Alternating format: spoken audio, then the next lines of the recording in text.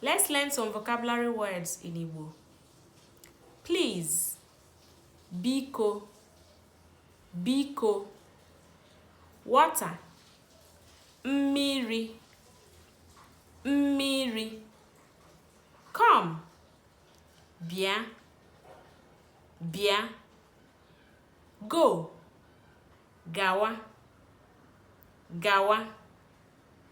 Visitor, onye ọbịa, onye ọbịa. In-law, ọgọ, ọgọ. Now when you want to personalize it, you now say ogom, ogom. That is my in-law. Onye ọbịam, onye ọbịam. My visitor. Mmirim, mmirim. My water. So when you put that you are kind of personalizing it. Do you understand? But when you put ya, that is ogoya, ogoya. That is his or her in-law.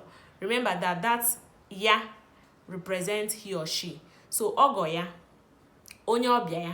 So you're kind of referring to someone. Onye ọbịa ya. Hope you understand.